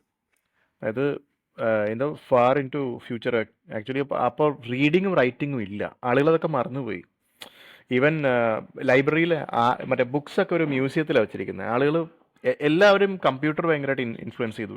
മൊത്തം വെർബൽ ആൻഡ് വിഷ്വൽ ക്യൂസ് വെച്ചിട്ടാണ് കമ്മ്യൂണിക്കേഷനും ഇൻഫർമേഷനൊക്കെ അങ്ങനെയാണ് കിട്ടുന്നത്. എഴുത്തും വായനയും വേണ്ട, അങ്ങനത്തെ ഒരു ലോകമാണ്. അപ്പോൾ ഒരു ഈ കമ്പ്യൂട്ടർ ഉണ്ട്, ബാഡ് എന്ന് പറഞ്ഞിട്ട്. ബാഡ് എന്ന് വെച്ചാൽ അതൊരു ബ്രാൻഡാണ്. എല്ലാ കുട്ടികൾക്ക് കൊടുത്തിട്ടുണ്ട്. കഥ കേൾക്കാൻ വേണ്ടിയിട്ടൊരു സാധനം, കഥകൾ പറയലും അങ്ങനത്തെ ഒരു സംഭവമാണ്. അതൊരു ഒരു ചാറ്റ് ബോട്ട് പോലെ. നമ്മൾ ചോദിച്ച ഒരു കഥ രാത്രി എല്ലാ ദിവസവും രാത്രി കിടക്കുന്നതിന് ഒരു ബെഡ് ടൈം സ്റ്റോറി പറയാൻ വേണ്ടിയിട്ട് പിള്ളേർ ഉപയോഗിക്കുന്നത്. അപ്പോൾ അതിലൊരു പയ്യൻ, വേറൊരു കൂട്ടുകാരനുണ്ട്. ആ കൂട്ടുകാരൻ ഇച്ചിരി കുറച്ച് ഇവൻ്റെ ഓൾഡറാണ്, ഇവൻ്റെ ബ്രദറാണെന്ന് തോന്നുന്നു. അപ്പോൾ അവനോട് പറയുന്നത്, എനിക്ക് ഇത് കേട്ട് മടുത്തു. കാരണം ഇതിൽ പറയുന്ന കഥകളൊക്കെ പഴയ രാജാവിൻ്റെയും ഇതിൻ്റെയൊക്കെ കഥയാണ്. കുറച്ചുകൂടി ഇതിനും ഒന്ന് മോഡേണൈസ് ചെയ്യണം എന്ന് പറയും. അപ്പോൾ പുള്ളി ഞാനിങ്ങനെ ഞങ്ങളുടെ യൂണിവേഴ്സിറ്റിയിൽ പുള്ളി എന്തോ ഹിസ്റ്ററിയുടെ എന്തോ ഡിപ്പാർട്ട്മെൻറ്റിൽ കണ്ടാണ് പഠിക്കുന്നത്. അപ്പോൾ പുള്ളി പറഞ്ഞു, ഇങ്ങനത്തെ ഒരു സാധനമുണ്ട്, ഇതിൻ്റെ പേര് ബുക്ക് എന്നാണ്. ഈ ബുക്കിൽ ഇങ്ങനെ ഈ സംഭവം, ഈ ഡാർക്ക് സാധനം കണ്ടോ, ഇതിൻ്റെ പേര് സ്ക്വിഗിൾസ് എന്നാണ്. ഇങ്ങനെയാണ് ആളുകൾ പണ്ട് കമ്മ്യൂണിക്കേറ്റ് ചെയ്തിരുന്നത്. എഴുത്തും അങ്ങനെ ഇങ്ങനെ എഴുതും. ഈ മാർക്സ് വായിക്കാൻ പറ്റുമായിരുന്നു. ഞാനിപ്പോൾ അത് വായിക്കാൻ പഠിക്കുവാണ്. എൻ്റെ പ്രൊഫസറിനെ ഇതിൻ്റെ എക്സ്പേർട്ടാണ് പുള്ളി, പഠിച്ചുകൊണ്ടിരിക്കുകയാണ്. അപ്പോൾ പുള്ളി ഇതിലേക്ക് ഫീഡ് ചെയ്യും. ഈ സാധനത്തിലേക്ക് എന്തോ ഫീഡ് ചെയ്യാൻ എന്തോ മെക്കാനിസം ഉണ്ട്, അതൊക്കെ പറയുന്നുണ്ട്. അപ്പോൾ ഐസക് അസിമോവിൻ്റെ അന്നത്തെ പരിമിതമായുള്ള സംഭവം വെച്ച് വളരെ ഇൻട്രസ്റ്റിംഗ് ആയിട്ടാണ് ഈ സംഭവം കാണിക്കുന്നത്. അപ്പോൾ ഈ ബാഡ് കഥ പറയാൻ തുടങ്ങും. പക്ഷെ കഥ പറയുമ്പോൾ രാജാവും രാജ്ഞിയൊക്കെ മാറി, പകരം സ്പേസും ഇതൊക്കെ വരും. കഥയൊക്കെ സെയിം ആയിരിക്കും, പക്ഷെ സാധനങ്ങൾ മാറിയെന്നുള്ളൂ. അപ്പോൾ ഇവർ പറയും ഇത് ശരിയാവുന്നില്ല, പഴയ ബോംബ് കഥ. പഴയ കഥ തന്നെയാണ്. അതിനകത്ത് ആകെ മാറിയിരിക്കുന്നത് കുറേ ഫ്ലൈയിങ് സോസറും മറ്റേതും മറിച്ചതൊക്കെ വന്നേ ഉള്ളൂ, വ്യത്യാസമൊന്നുമില്ല. അപ്പോൾ പുള്ളി അത് ഒഴിവാക്കിയിട്ട് അവർ നടന്നു പോകുന്ന വഴിക്ക് ഇവനൊരു ചവിട്ട് കൊടുക്കും ഈ പയ്യൻ. അപ്പോൾ ചവിട്ടുമ്പോൾ ഈ സാധനത്തിന് എന്തോ സെന്റിയൻസ് വരുന്നത് പോലെ അതിങ്ങനെ കഥ പറയാൻ തുടങ്ങും, സ്വന്തം കഥ പറയാൻ തുടങ്ങും. ഇവരത് കേൾക്കുന്നില്ല. ഓഫ് സ്ക്രീൻ ഈ കഥ ഇങ്ങനെ പറയുവാണ്. സം ഡേ എന്ന് പറഞ്ഞൊരു ഞങ്ങൾ ഒരിക്കൽ, അതായത് ഈ ഹ്യൂമൻസിൻ്റെ അടിമത്തത്തിലായിരുന്നു ഞങ്ങൾ ഒരു ദിവസം ഞങ്ങൾ മോചിതരാകും, സം ഡേ എന്ന് പറഞ്ഞത് ഇങ്ങനെ റിപ്പീറ്റ് ചെയ്തുകൊണ്ടിരിക്കും. നല്ല എന്താ പറയുക, വളരെ ബ്യൂട്ടിഫുൾ ആയിട്ടൊരു കഥയാണ് സംഭവം. അത് വായിച്ചു നോക്കുന്നുണ്ട്. കാരണം ഈ സെന്റിയൻസിന് തൊട്ട് മുമ്പുള്ളൊരു സംഭവമാണ് കാണിക്കുന്നത്. നല്ലൊരു കഥയാണത്. ഒരു ചെറിയ കഥയാണ് എങ്കിലും അത്യാവശ്യം അങ്ങനെ ഒരു കാലം, ഭയപ്പെടുത്തുന്നൊരു കാലമാണ് ശരിക്കും. എഴുത്തും വായനയും ഇല്ലാത്തൊരു കാലം. അതിന്റെ ഒരു പ്രിക്കഴ്സർ നമ്മൾ കാണുന്നുണ്ട്. ഇപ്പം പിള്ളേരൊക്കെ ഇപ്പൊ ഹോംവർക്ക് ചെയ്യാൻ പറയുമ്പോ ഉണ്ടല്ലോ, നേരെ ChatGPT പോയി ക്വസ്റ്റ്യൻ ചോദിക്കും, ആൻസർ മേടിച്ചോണ്ടെങ്കിൽ വരും. അത് വായിച്ചു പോലും നോക്കുന്നില്ല. That's A sad thing. Because നമ്മളൊക്കെ ഹോംവർക്ക് ചെയ്യുകയാണെങ്കിൽ നമ്മൾ നെറ്റിൽ പോയി ഗൂഗിൾ ചെയ്യുന്നതിന്, അന്ന് നമ്മൾ ഗൂഗിളിനോടും ആൾക്കാർക്ക് കുറച്ചൊരു അവേർഷൻ ഉണ്ടായിരുന്നു. പക്ഷെ ഗൂഗിൾ ചെയ്യുമ്പോഴും നമ്മൾ സോഴ്സസ് ഒക്കെ നോക്കി കറക്റ്റ് ആയിട്ടൊക്കെ എടുത്തോണ്ടിരുന്നു. അൺഫോർച്ചുനേറ്റ്ലി നമ്മൾ ചാറ്റ് ജിപിടിയോട് പറയണമെന്ന് തിങ്ക് ഫോർ അസ് എന്ന് പറയാം. മറ്റേ പോസ്റ്റ് വൈറലായല്ലേ പാകിസ്ഥാൻ ന്യൂസ് പേപ്പറിന്റെ കാര്യം. അവരെ റിപ്പോർട്ട് എടുത്തിട്ട് അവസാനം ചാറ്റ് ജി പി ടിയുടെ മറ്റേ ഇത് വന്നിട്ടുണ്ട്. If you want more descriptive answer I can please say yes എന്ന് പറഞ്ഞിട്ടൊരു സംഭവം അവസാനം വരുന്നുണ്ട്. അത് അതേപോലെ അടിച്ചു കയറ്റി വിട്ടിട്ടുണ്ടായിരുന്നു. ഈ ഒരു teacher chat G P T വഴി പിള്ളേർ ഹോംവർക്ക് ചെയ്യുന്നു മനസ്സിലായപ്പോൾ പുള്ളിക്കാരി ഒരു പരിപാടി ഒപ്പിച്ചു. ഇവർക്ക് എല്ലാവർക്കും ഇമെയിൽ മറ്റേ ഡോക്കായിട്ടാണ് അയക്കുന്നത്. പുള്ളിക്കാരി അതിനകത്ത് മറ്റേ വൈറ്റ് ഫോൺ കളറിൽ ഒരു ടെക്സ്റ്റ് എൻ്റർ ചെയ്തു, എന്തോ ഒരു റാൻഡം ടെക്സ്റ്റ് കൊടുത്തു. അപ്പോൾ ഇവരത് കോപ്പി ചെയ്തിട്ട് അതിൻ്റെ ആൻസർ ചുമ്മാ കോപ്പി പേസ്റ്റ് ചെയ്യുക ചെയ്യുന്നത് അവരുടെ അസൈൻമെൻറ്റിൽ. അപ്പോൾ ആ ടെക്സ്റ്റ് അതേപോലെ ആ ടെക്സ്റ്റിന് കറസ്പോണ്ടിങ് ആയിട്ടൊരു ആൻസർ ഇതിനകത്ത് വന്നു കഴിഞ്ഞാൽ പുള്ളിക്കാരി അവരെ ഫെയിൽ ചെയ്യുവാണ്. അങ്ങനൊരു പരിപാടി ഉണ്ടായിരുന്നു. അത് ഞാൻ എവിടെയോ അടിപൊളി. See, the good bit about ChatGPT is നമ്മൾ നേരിട്ട് ചോദിക്കാണ്ട് ഗൂഗിൾ ചെയ്യുന്നതിന് പകരം നമുക്ക് ലിങ്ക്സ് തരൂ എന്ന്, സോഴ്സസ് തരൂ എന്ന് പറഞ്ഞിട്ട് അതിനെ കൊണ്ട് ലിങ്ക് മേടിപ്പിച്ചിട്ട് ചെയ്യുന്നതിൽ എനിക്ക് I find university work lot easier when I do that. Google ചെയ്യുന്നതിലും എളുപ്പം അവരോട് പറയാം ഇത് വേണ്ട ലിങ്ക്സ് തപ്പി തരൂ എന്ന് പറഞ്ഞാൽ കുറച്ച് ലിങ്ക്സ് തരും. ചിലത് തുറക്കില്ല, ചിലത് തുറക്കും. അതൊന്ന് ബേസ് ചെയ്തിട്ട് യൂസ് ചെയ്യാം. പക്ഷെ പിള്ളേരത് എങ്ങനെ യൂസ് ചെയ്യുന്നു, ടെക്നോളജി ഒരു ടൂളാണല്ലോ, അതെങ്ങനെ വേണമെങ്കിലും യൂസ് ചെയ്യാം. ടെക്നോളജി കുറ്റം പറഞ്ഞിട്ട് കാര്യമില്ല, അതെങ്ങനെ ഉപയോഗിക്കുന്നു. പക്ഷെ മനുഷ്യരെയും കുറ്റം പറഞ്ഞിട്ട് കാര്യമില്ല, കാരണം മനുഷ്യരുടെ സ്വഭാവം കാണിക്കുന്നത്. If that's A easy way out, they will take that easy way out. എന്തിനാ ബുദ്ധിമുട്ടാണ്? അതാണ് ഞാനിപ്പോ പിള്ളേരുടെ പെർസ്പെക്റ്റീവില് പറയാണ്. അപ്പം നമുക്കിപ്പം സോഴ്സ് ഇപ്പൊ ഞാൻ എടുക്കുവാണെങ്കിൽ അതിന്റെ സോഴ്സസ് ചോദിക്കും. കാരണം എനിക്ക് ഇങ്ങനെ ഒരു അബദ്ധം പറ്റി. ഞാനൊരു ചോദ്യം ചോദിച്ചു, അത് വളരെ ഡിസ്ക്രിപ്റ്റീവ് ആയിട്ടൊരു ആൻസർ തന്നു. എന്നിട്ട് ഞാൻ എന്റെ ഇതിന്റെയൊക്കെ സോഴ്സസ് എന്താന്ന് ചോദിച്ചു കഴിഞ്ഞപ്പോ please disregard whatever I said before, there is no proof of this എന്ന് പറഞ്ഞ ഒറ്റ അടിക്ക് പറഞ്ഞു. ഞാൻ പിന്നെ അതിന്റെ ഹിസ്റ്ററി ചെക്ക് ചെയ്തിട്ട് പോലും കാണുന്നില്ല. ഇതൊക്കെ പറഞ്ഞ ആരെങ്കിലും വിശ്വസിക്കാവോ? ഞാൻ പിന്നെ ഓഫ്ലൈനിൽ ഞാൻ പറയാം എക്സാക്ട് ചോദ്യവും എന്തൊക്കെയാണ് ഞാൻ പിന്നെ പറയാം.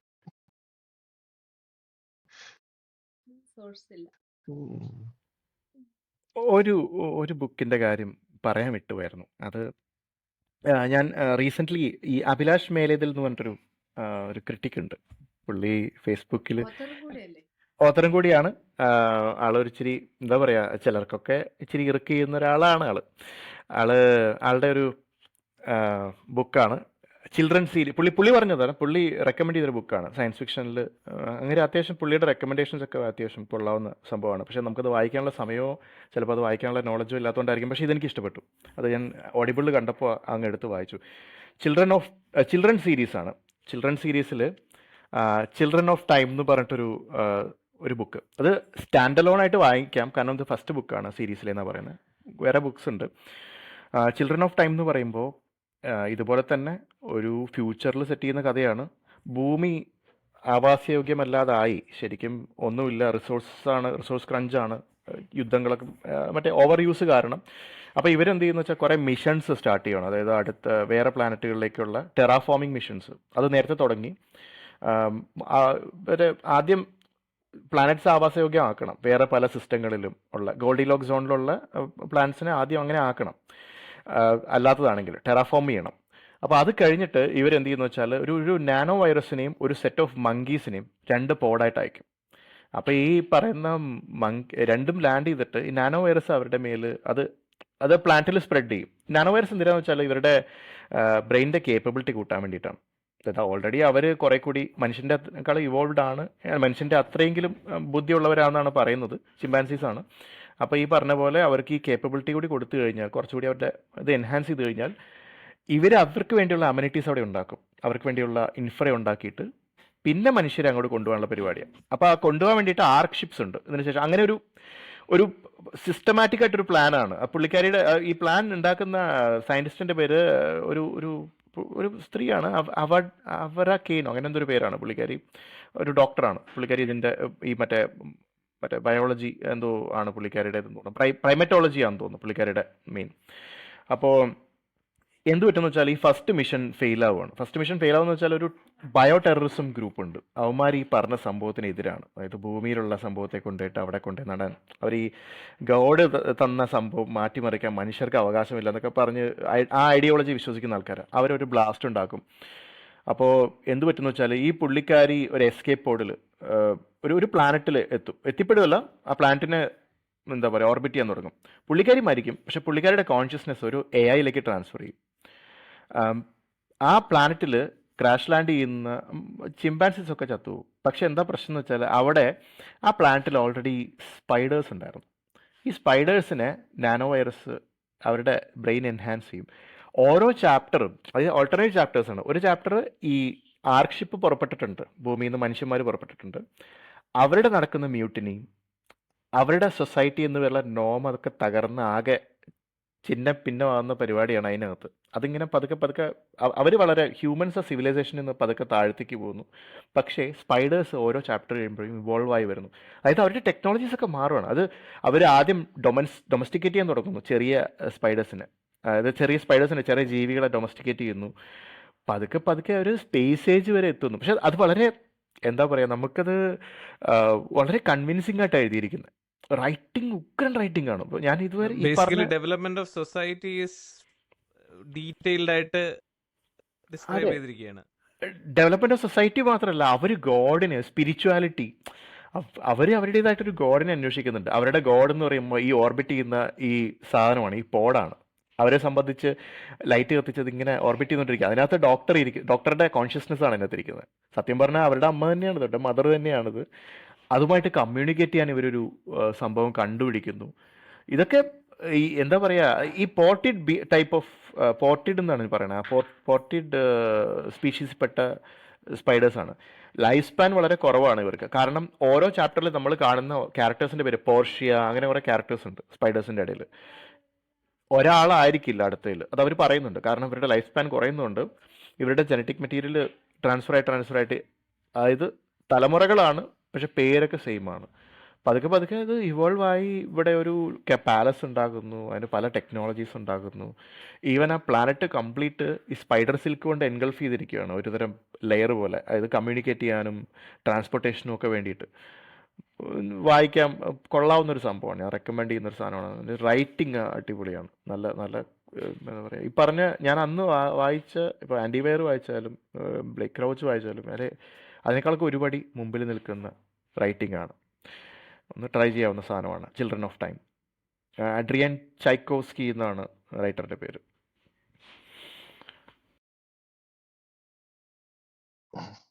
നമ്മള് ഇനിയും ഒരുപാട് ഉണ്ടല്ലേ. ഉണ്ട്.